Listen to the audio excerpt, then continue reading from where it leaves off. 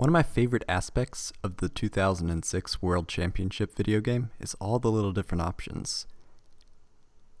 Survival Duels is one of the more interesting ones, though, where you go through and play match after match after match with your life points carrying over.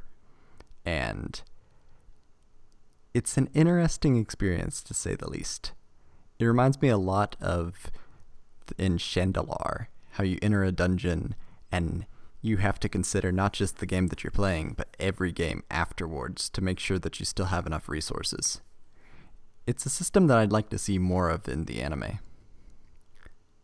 For this playthrough, I chose to go with the vampire/zombie deck.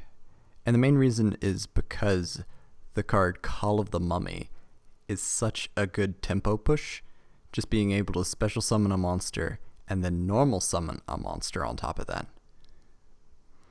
Other strong cards in the deck include Spirit Reaper, which is just a great wall, and inside this game, and specifically inside this era of Yu-Gi-Oh!, gives you the ability to discard cards from your opponent's hand. It's a rather rare occurrence and a niche use, but you shouldn't forget it.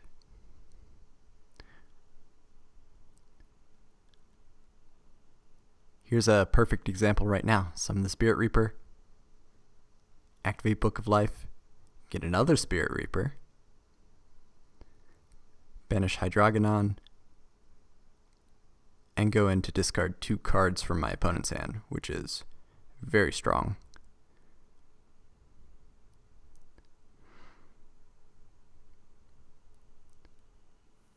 It is a little interesting that Spirit Reaper has the weakness, if it's targeted, it's immediately destroyed.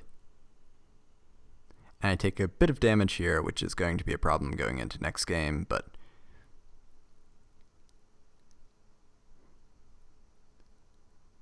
Heavy Storm to clear up the 2 back row and to destroy his monster.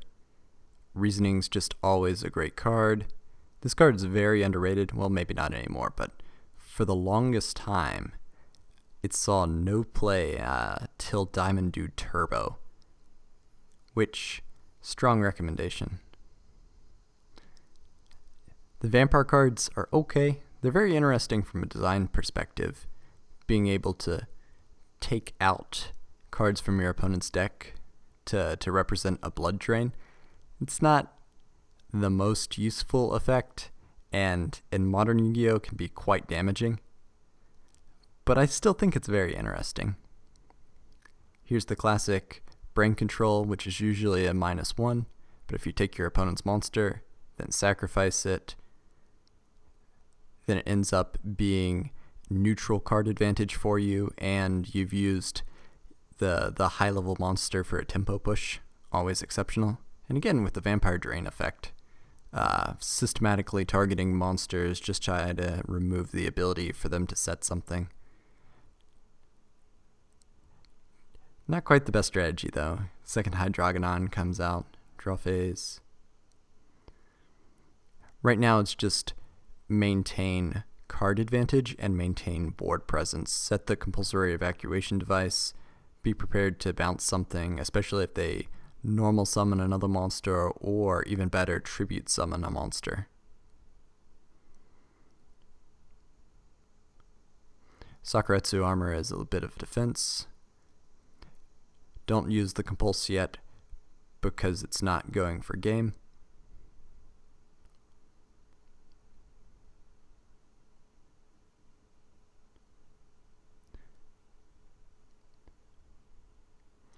Draw Snatch Steal, but sadly cannot use it because it's an equip card. No valid target on the opponent's side of the field. And it's a little bit of back and forth. Life points are quite low, 4,600, and it's only the first game. Some regenerating mummy, this time activating compulsory evacuation device because we have enough damage. Go to battle phase, attack directly. Always lead with the lower attack point monster, even though I don't think Gore's the Emissary of Darkness has even been released yet, but unconscious competence is an important factor. this time going up against Guilford the Legend. And it's really nice to see all the different structure decks get their moment in the sun. In the real game, though, there is such a power disparity between them. Go with the classic set of Pyramid Turtle because it is a very strong tutor, especially in this deck where you have Ryukoki and Vampire Lord are probably the best options. Ooh. Divine Sword Phoenix Blade, one of the best cards in the game. I am so sad because it's released a few months after GOAT format, so you can't even use it in GOAT. But it is a very strong card. It's interesting that they didn't banish both to get rid of the effect, but you would have gone -2 because of the equip cards. But here's the Ryukoki that I was talking about, which should be able to take down the monster.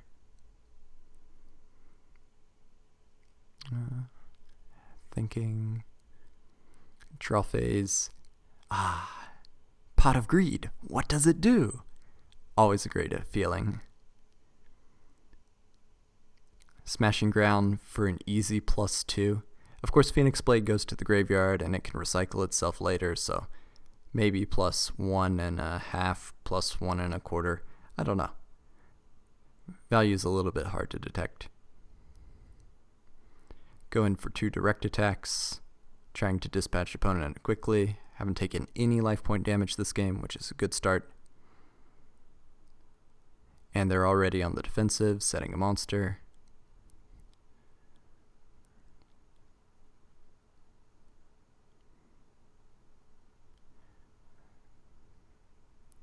Thinking about setting Magician of Faith.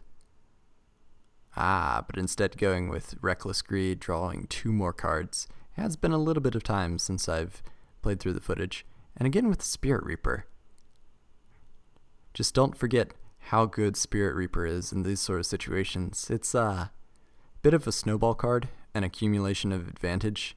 If you're in the lead and in a position where you can have a super weak monster on the field to do damage to your opponent, it's a win more card, but it's even more versatile. There's the recursion of the Divine Sword Phoenix Blade, attack with Spirit Reaper, not destroyed by battle, which is always good. Accidentally set the card because I didn't realize that he had banished the only valid targets.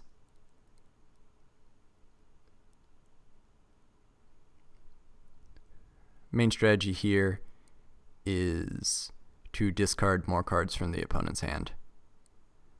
Just trying to whittle away all the resources and go for game. Ooh, Eric Schuyler, High Rise Hero. This is before the US release of Electrum, so we got a weird translation of its name, and it's just one of those things that I love. Here's that high tempo play I was talking about.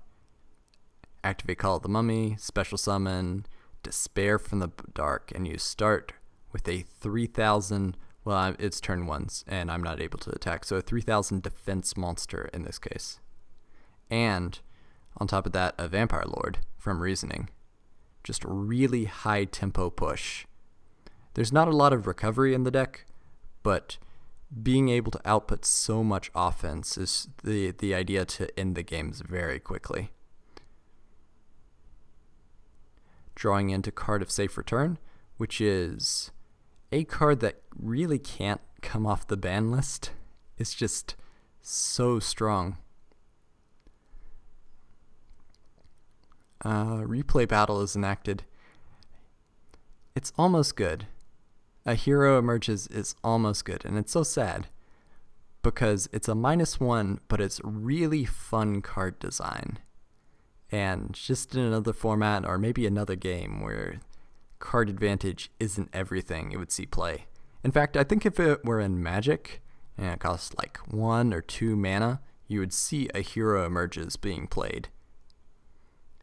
Miracle Fusion, also before its TCG release, if I recall.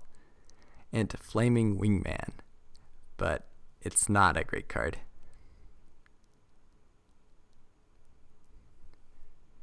get over it with Vampire Lord, attack directly with Despair from the Dark.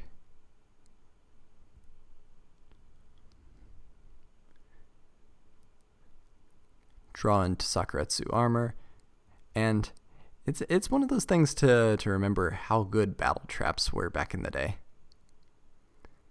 Just going +1 or +2 every turn just by drawing and then destroying the monster that they summon.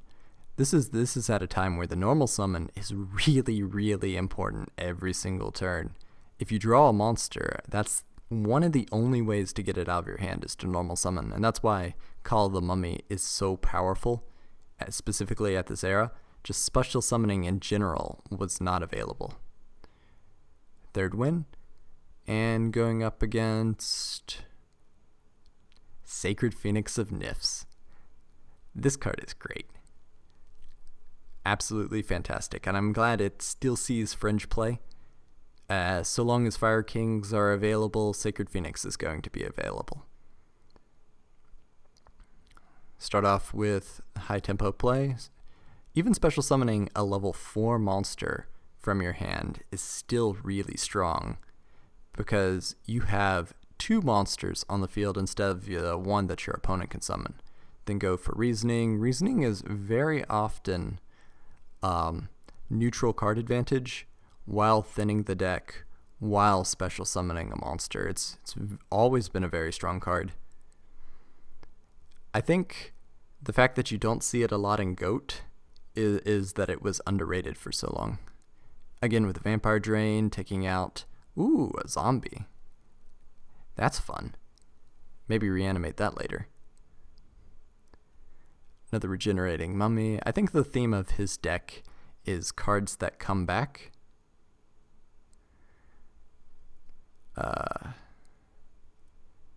You don't see a lot of double tribute because you don't see a lot of tribute monsters in the game anymore, but they're interesting and they're just useful enough to consider putting into your deck. I mean, the big ones are like Kaiser Seahorse for light monsters, but Double Costin fits pretty well in this one. Putting on a lot of pressure really, really quickly. But we got Spirit Reaper, so that helps, which we can set or... It'd probably be a little bit too risky to summon Spirit Reaper in this situation. Just 850 life points left. There we go, Mist Body.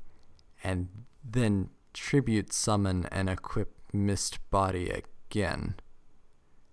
The AI in this game is not bright. Like, why didn't you just wait and then equip the Mist Body to the Vampire Lord? Or you had 2 of them and you need another spell in the grave for some reason? I don't know.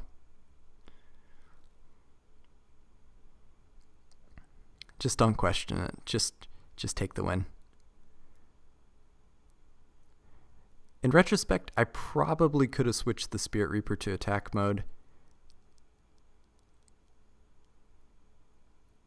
No, that would have been a bad idea.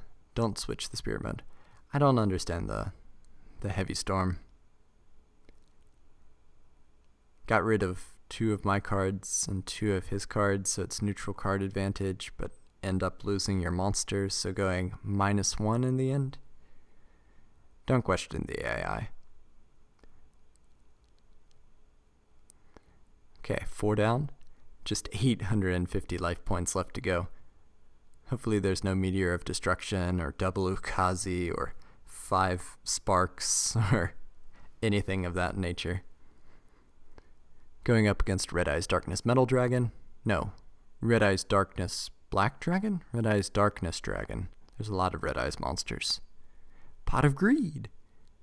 Going into Reasoning. Get to special summon a Double Costin. Always good. Set Pyramid Turtle so that they can run into it, and Dust Tornado. Dust Tornado is because there is quite a limited number of spell and trap removal at this point in the game. pretty much Mystical Space Typhoon and Heavy Storm. Not choosing to set a card with Dust Tornado, which the effect's okay. It's just, I don't know if I've ever once used Dust Tornado's second effect. Because if you had it in your hand, why didn't you set it last turn? It's okay. Having to wait to activate Book of Life because you need to be able to banish a monster. That's mandatory. It's not optional. It's part of the effect. Direct attack, end turn. Armed Dragon level 3. I really need to talk about the Armed Dragon series and just monsters that are based around it. It's such a cool concept. And you see level up in Magic the Gathering, and it works a lot better in that game because it's not so time sensitive, and there's just not a good opportunity for level up to be in Yu-Gi-Oh! And it's because the game is so time sensitive. It takes a turn for it to level up, or you gotta wait till the end of the turn for it to level up, or you gotta waste a lot of card advantage and force it to level up with the card level up, but that's a topic for another video. Very good chain right here. Mystical Space Typhoon, destroy Snatch Steal. Not going to be greedy, not going to try to attack over and then attack directly to deal some damage and discard a card from hand. Right now I'm in a pretty advantageous board position. And I just want to maintain pressure against the opponent. Going to accomplish that, summoning another monster, gets hit by Bottomless Trap Hole. Battle phase, attack over Twin-Headed Behemoths, so that's not coming back again. Attack Red Eyes Black Chick.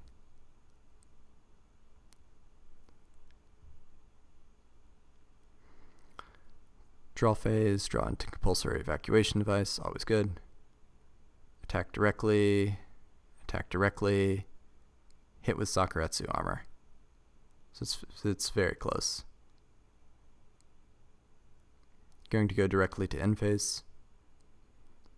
Armed Dragon, Dragon's Rage, and that's game over.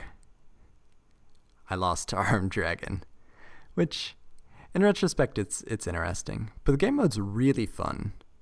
As far as this sort of challenge, I would love to see more of it in the anime. Say like Yusei or just someone else going bam, bam, bam, opponent after opponent in this sort of mode, and just a demonstration as show of force. It would be so nice. But that's the survival duel mode from 2006 World Championship, and overall the game's pretty good and very interesting. I really enjoyed playing it, and it's a shame it didn't get to go into Yu-Gi-Oh! Nostalgia Month this year, but maybe next year.